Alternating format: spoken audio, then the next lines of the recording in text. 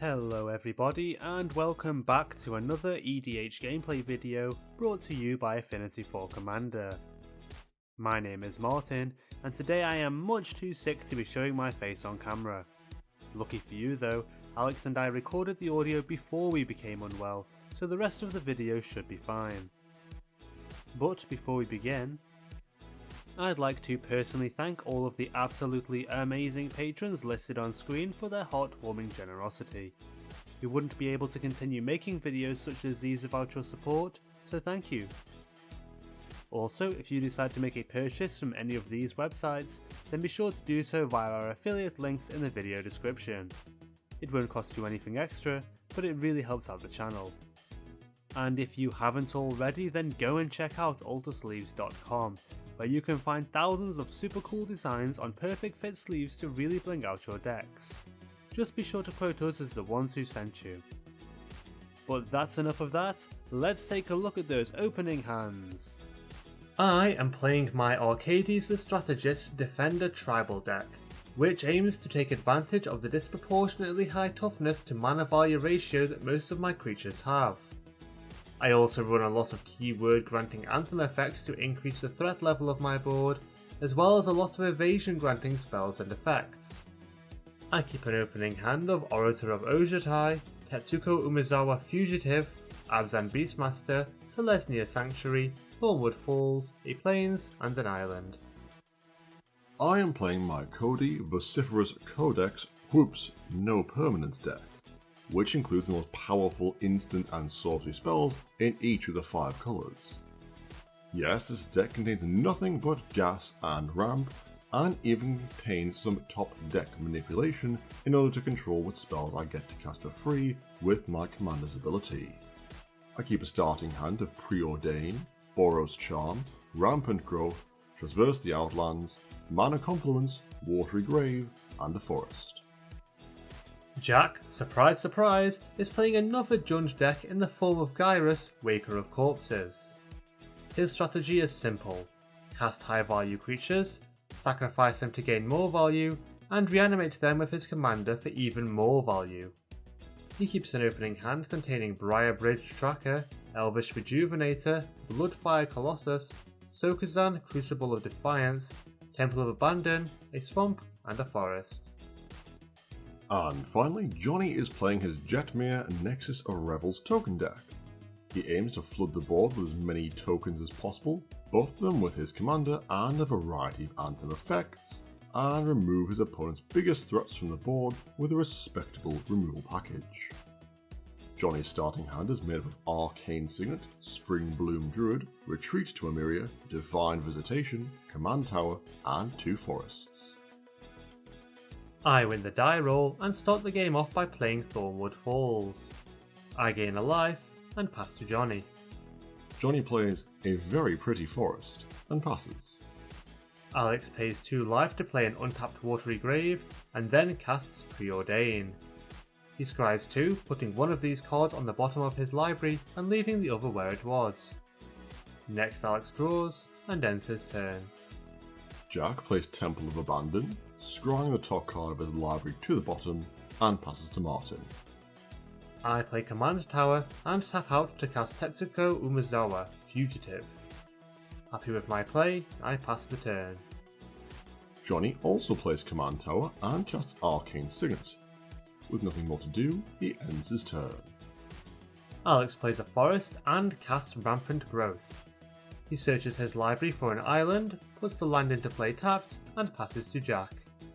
Jack plays a Swamp and casts Wall of Roots. Hey, I thought I was the one playing Defenders.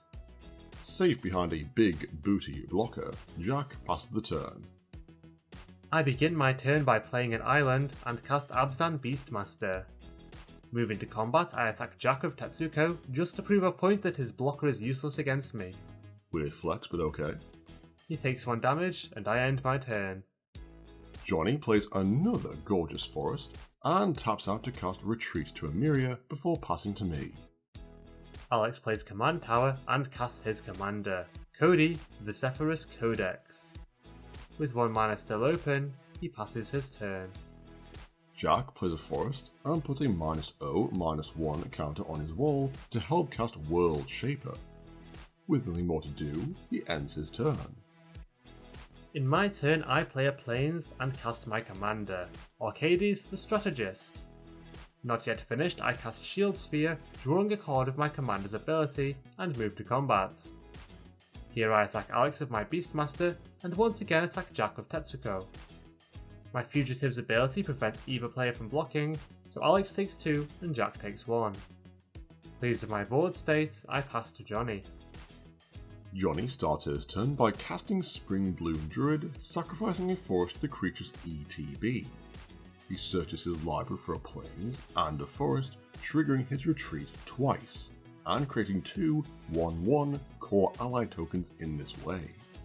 Not yet finished, Johnny plays Gruul Turf, returning a forest to his hand and creating another core. With a much healthier looking board, Johnny passes the turn. Alex plays Mana Confluence and taps 4 mana to activate his commander's ability. He adds Wooburg to his mana pool, 4 of which he uses to cast Tenth of Discovery. This triggers Codie's ability, and Alex casts the Noxious Revival on top of his library in this way. He puts the Rampant Growth in his graveyard on top of his library and asks, "Is anybody tempted?" 3 of us take the deal, and everybody searches their libraries for land. Johnny finds Temple Garden, I find Temple of the False God, and Jack finds Dragonskull Summit. Meanwhile, Alex puts the World's Tree, Alchemist's Refuge, Exotic Orchard, and Minamo School at Water's Edge into play. Value. Johnny creates a core with his enchantment, and now possessing a heckload more mana, Alex ends his turn. Jack begins his turn by moving straight to combat, attacking Johnny with his World Shaper. Jack mills 3 cards with a Merfolk's attack trigger, and not wanting Jack to return a land to play, Johnny declares no blocks. He takes 3 damage and Jack moves to his post-combat main phase. Here he casts Elvish Rejuvenator, putting Rootbound Crag onto the battlefield with their ability, and plays Sokuzen, Crucible of Defiance, as his land for turn. Not yet finished, Jack puts another -0/-1 counter on his wall, and casts Rishkar, Pima Renegade.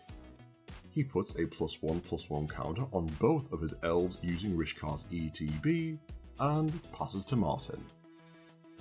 In my upkeep, I draw a card thanks to Abzan Beastmaster, and then cast Orator of Ojutai. I draw a card of Arcades and a card from the Bird Monk's ability, play a Plains, and cast Wall of Omens. I once again draw a card from Arcades, as well as a card from the creature's ETB, and then cast Sol Ring. Still not finished, I cast Crenulated Wall, drawing my 7th card for the turn, and move to combat.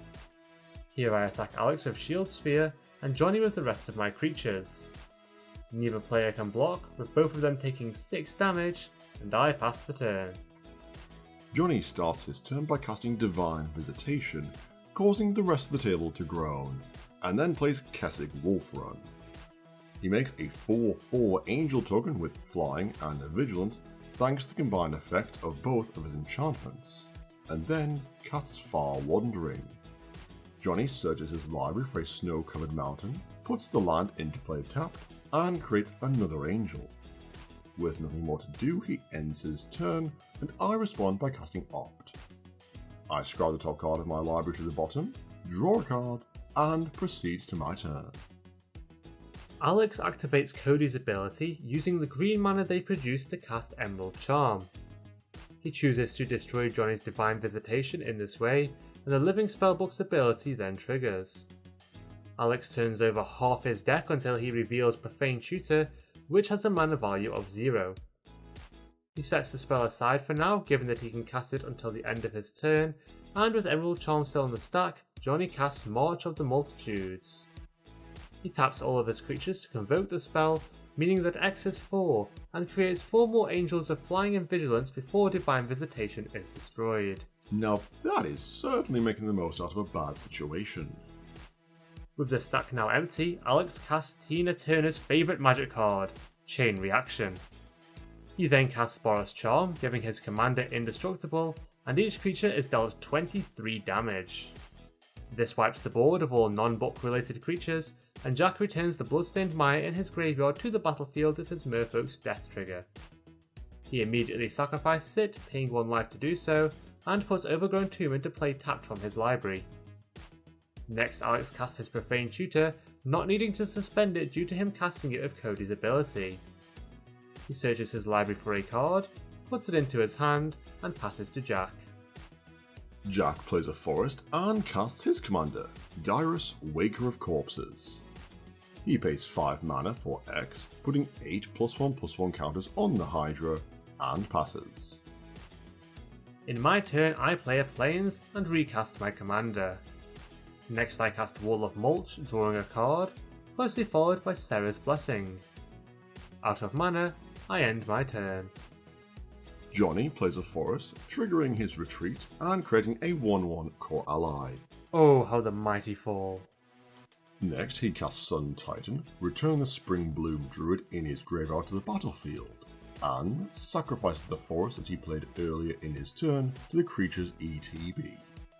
Johnny searches his library for a mountain and a plains, putting both lands into play tapped.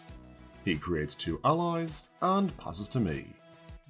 Alex draws, makes the noise of a very happy gentleman, and passes. Jack begins his turn by moving straight to combat, attacking me with his commander. Gyrus' ability triggers and Jack exiles the Elvish Rejuvenator in his graveyard, creating a token copy of it. He has it enter tapped and attacking me, and puts a forest onto the battlefield with the Elves ETB. Before moving to the Declare Blockers step, I respond by casting Artifact Mutation. I target Johnny's Arcane Signet with the spell, and before it resolves, Johnny taps the Mana Rock to add a green mana to his mana pool. The Signet is then destroyed, creating me 2 1/1 Saplings, and I block Gyrus with one of my tokens. In response to this, Johnny uses floating mana and remaining land to activate Kessig Wolfrun's ability, giving Gyrus +1/+0 and Trample. Now that's what I call a revenge play. Damage then occurs and I take 9 damage, and Jack moves to his second main phase. Here he casts Briarbridge Tracker, creating a clued token with her ETB, and ends his turn. I start my turn by casting Meekstone, keeping Gyrus at bay for now, and then cast Oathsworn Giant. This gives my creatures even more vigilance, and I use my remaining mana to cast Soulsworn Jury. I draw a card of Arcades, play Seaside Citadel, and move to combat. Here I attack Jack with Wall of Mulch and Alex of Arcades, and Jack responds by sacrificing his clue to draw a card. Damage then occurs with Alex taking 3 and Jack taking 6 thanks to my Giant's toughness increasing effect. Pleased with my turn, I pass to Johnny. In his turn, Johnny casts Halo Fountain, and then moves to combat. Here he attacks Martin with a core, his Titan, and his Druid, and uses Sun Titan's trigger to return a forest to play from his graveyard. This triggers Retreat to Emeria, and Johnny once again chooses to create a core ally in this way. Martin then moves to blocks where he puts Wall of Mulch in front of Springbloom Druid, Arcades in front of the core, and Soulsworn Jury in front of Sun Titan. Before damage, Johnny activates his Fountain's first ability, untapping his core to make a 1/1 citizen token. Damage then occurs with all of Johnny's attacking creatures dying, as well as Martin's Jury. Well, that was a suspicious move. In his post-combat main phase, Johnny casts Pulse of Marasa, returning his recently deceased Sun Titan to his hand and gaining 6 life. Still not finished, Johnny taps his remaining mana to cast his commander, Jetmir, Nexus of Revels, and passes. I respond to this by activating Codie's ability and then cast Firemind's Foresight. My book's ability triggers, and I cast Rampant Growth off the top of my library. I search my library for an island, put it into play, and then search my library for 3 more cards when Firemind's Foresight resolves. I put Unwind, Cyclonic Rift, and Path to Exile into my hand, and with no further interruptions, proceed to my turn. Alex begins his turn by untapping Jack's commander with Minamo's School at Water's Edge, leading me to question why he'd make such a counterproductive play. Some men just want to watch the world burn.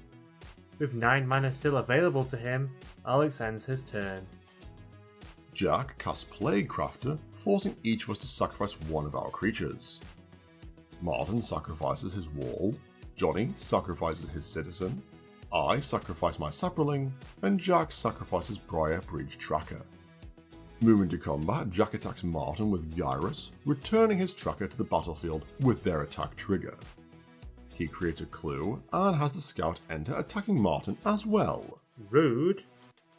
Martin blocks Briar Bridge Tracker with Arcades, destroying her, and takes 8 damage from Jack's commander.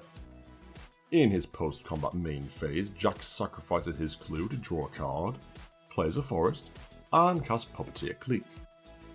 He returns a Spring Bloom Druid from Johnny's graveyard to the battlefield under his control, sacrificing a forest to the Elves ETB.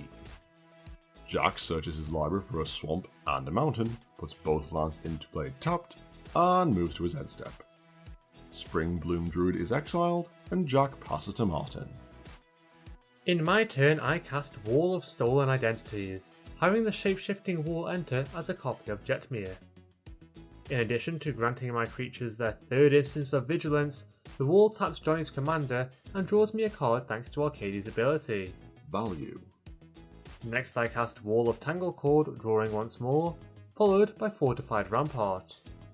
I draw yet again and use my remaining mana to cast Hover Barrier, drawing once again. The amount of card draw that dragon has given you is quite frankly ridiculous. I know, right? Given that I now control 6 creatures, they all gain +2/+0 and trample thanks to Jetmir's ability, and I move to combat. Here I attack Jack with Arcades and my giant, and he blocks each of these with one of his creatures.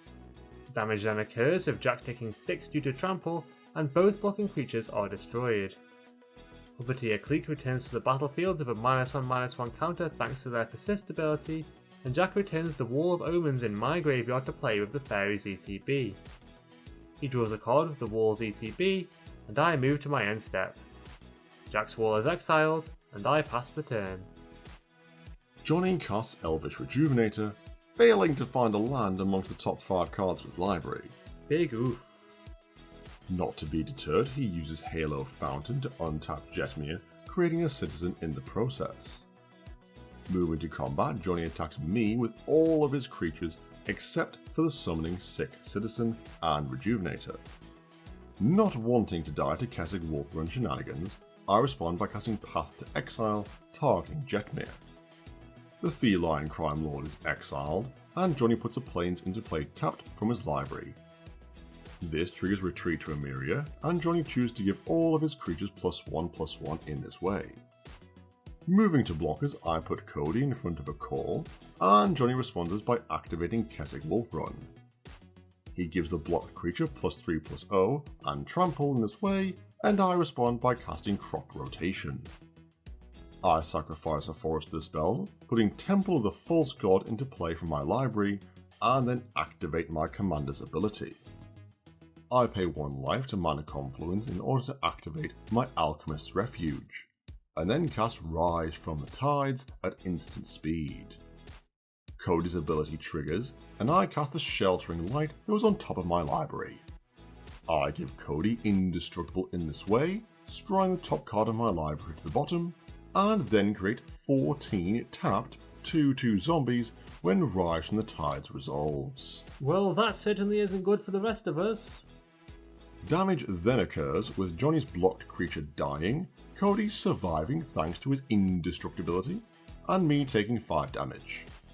Deeply concerned for the consequences of his own actions, Johnny ends his turn. Alex starts his turn by casting Blatant Thievery, gaining control of my Jetmir clone, Jack's Puppeteer Clique, and Johnny's Elvish Rejuvenator. It's at this point that we realise that each of Alex's zombies are swinging for 10 damage of trample, meaning that Alex can win the game with 1 all-out swing. Well, that is it for another game.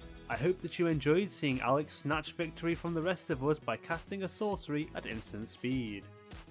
Don't forget that you can help to support the channel in 4 quick and easy ways. liking this video, subscribing, hitting the bell icon, and leaving us a comment. I read every one.